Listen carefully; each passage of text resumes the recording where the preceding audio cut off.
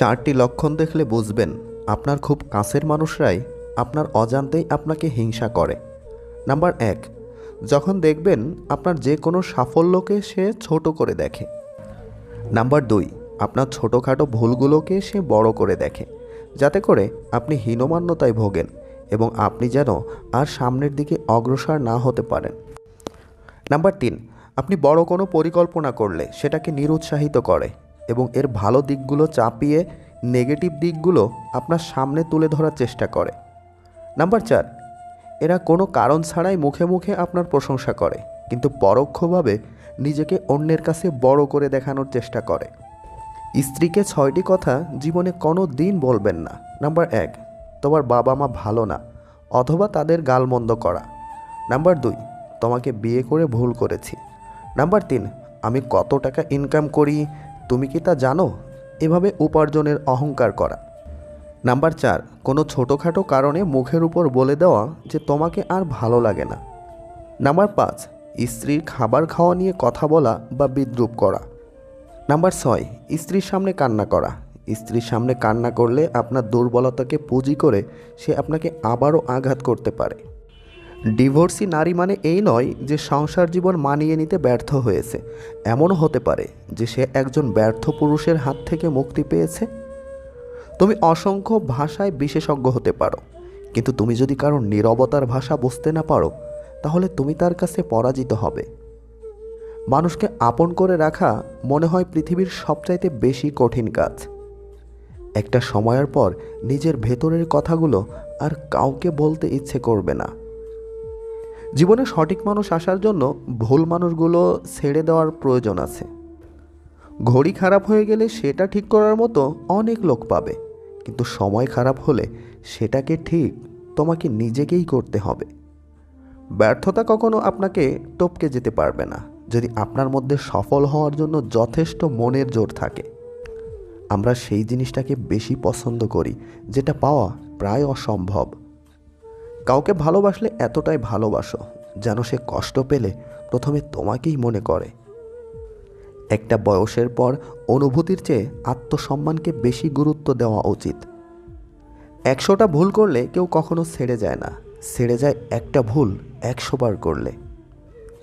তবে আর যাই হোক, হিংসুটেরা কখনো সামনে এগোতে পারে না। প্রকৃতপক্ষে এরা বরাবরই পিছিয়ে থাকে।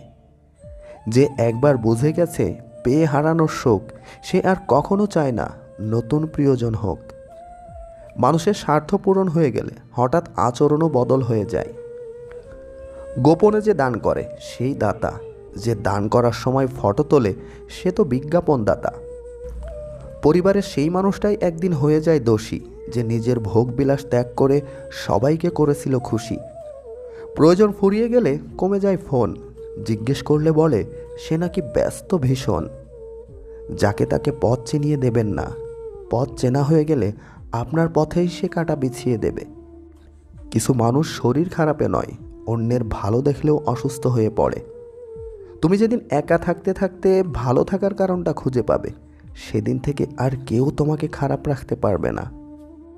ভুল ট্রেনে যদি কখনো উঠেই পড়ো, তবে পরের স্টেশনে নেমে যাও, কারণ যত দূরে যাবে তোমার ফেরার কষ্টটাও ততটাই বাড়বে।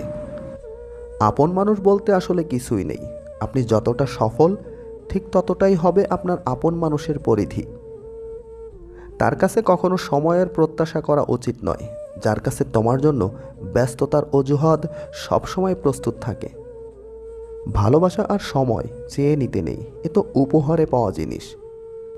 ভালো তাকেই বাসো বন্ধু, যে তোমার দুর্বলতার জায়গাগুলো জানার পরেও তোমাকে আঘাত করে না। কখনো কখনো ঠোঁট হাসলেও মন হাসতে পারে না। অভিনয়টা নিজের সাথে, মনের সাথে চলে না। অন্যের কথা শোনা মাত্রই উত্তেজিত হও না, আগে তার কথাটির সত্যটা যাচাই করো। আসলে আমরা ভালো নেই, ভালো থাকার নাটক করি। হাসিটা তবুও ঠোঁটে লেগে যতই ভেতরে গুমড়ে মরি। চকচক করলেই শোনা হয় না, তেমনি দামি দামি পোশাক আর কথায় কথায় ইংরেজি বললেই ভালো মানুষ হওয়া যায় না। ক্ষমা তাকেই করো যে অজান্তে ভুল করে, তাকে কখনো ক্ষমা করো না যে জেনে বুঝেই বেইমানি করে। চরিত্র এমন রাখো যাতে রাস্তা দিয়ে বাড়ি ফেরা মেয়েটা তোমাকে দেখে ভরসা পায়, ভয় নয়। সম্পর্ক ভেঙে গেলেও দুটো জিনিস থাকে, মায়া আর অনুভূতি। যেখানে অধিকার অস্তিত্বহীন সেখানে অভিমান করা নিতান্তই বোকামি। ছোট্ট একটা মিথ্যার জন্য অনেক বড় বিশ্বাস ভেঙে যায়। আমি বললাম, প্রিয় জিনিসটা পেলাম না। ভগবান বললেন, তুমি হয়তো এমন জিনিস পছন্দ করেছো যা তোমার জন্য অকল্যাণকর। কোনো মানুষ আমাদের বন্ধু বা শত্রু হয়ে এই পৃথিবীতে আসেনি। আমাদের ব্যবহার, কথাবার্তায় মানুষকে আমাদের শত্রু বা বন্ধু বানায়। আপনি এক লাফে ছোট থেকে বড় হতে পারবেন না, আপনাকে ধৈর্য ধরতে হবে। মানুষ ফ্রিতে দুটো জিনিস দেয়, কষ্ট আর পরামর্শ। প্রতিযোগিতা যদি নিজের সাথে হয় তাহলে হেরে গেলেও অনেক কিছু শেখা যায়।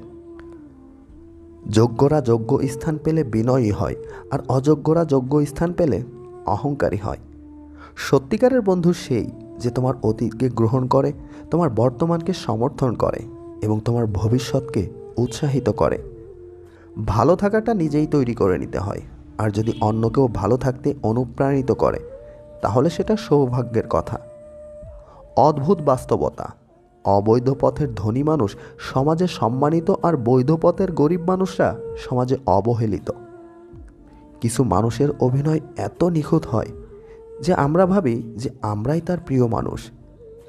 বিশ্বাসঘাতককে গালাগালি না করে তাকে ধন্যবাদ দিন, কারণ সে আপনাকে মানুষ চিনতে শিখিয়েছে। মানুষ বড় রহস্যময়, সারাক্ষণ ভালোবাসলেও তা বুঝতে পারে না, কিন্তু একটু অবহেলা করলে ঠিকই বুঝতে পারে। মানুষ হঠাৎ করে হারিয়ে যায় না, দূরত্ব বাড়িয়ে ধীরে ধীরে জীবন থেকে সরে যায়। মনে মনে করা কল্পনা কখনো অন্যকে জানানো উচিত নয়, জানলেই ব্যাগরা দিতে শুরু করে। আপনার কল্পনার থেকেও ভালো কিছু ভগবান আপনাকে অবশ্যই দেবেন, শুধু বিশ্বাস আর ধৈর্য রাখুন। বছরের পর বছর একটা সংসারে বউ হয়ে থাকার পরেও অনেক নারী বলতে পারে না, এটাই যে আমার সংসার। অহংকার তারাই করে যারা বিনা পরিশ্রমে সব কিছু পায়। যিনি নিজের পরিশ্রমে সাফল্য অর্জন করেন তিনি অন্যের পরিশ্রমকেও সম্মান করেন। স্বামীর সঙ্গে ঝগড়া হওয়ার পর স্ত্রী রাগ করে বাপের বাড়ি চলে গেল। যাওয়ার আগে বলে গেল, জীবন থাকতে আর কখনো তোমাকে নিজের মুখ দেখাবো না। দুদিন পরে রাগ পড়ে যাওয়ার পর স্বামী ফোন করলো স্ত্রীকে, বলল, আমারই ভুল হয়েছে, মাফ করে দাও, আর এরকম কখনো হবে না, কথা দিচ্ছি, তুমি চলে এসো। স্ত্রী বলল, তোমার কাছাকাছি কোনো গ্লাস আছে? স্বামী বলল, আছে। স্ত্রী বলল, গ্লাসটা হাতে নাও। স্বামী বলল, হ্যাঁ, হাতে নিলাম। স্ত্রী বলল, গ্লাসটা জোরে মাটিতে আছাড় মারো। স্ত্রীর কথা মতো স্বামী সেটাই করল। স্ত্রী বলল, এবার ওই চোরমার হয়ে যাওয়া গ্লাসের 1000টা টুকরা ইচ্ছা থাকলেও কি তুমি জোড়া দিতে পারবে? স্বামী বলল, না, জুড়তে কখনোই পারবো না, কারণ গ্লাসটা তো ভাঙেইনি, প্লাস্টিকের গ্লাস ছিল তো। স্ত্রী বলল, অসভ্য ছোট লোক, তোমায় আর মানুষ করতে পারলাম না, রাতে অফিস থেকে এখানে এসো, বাড়ি যাব।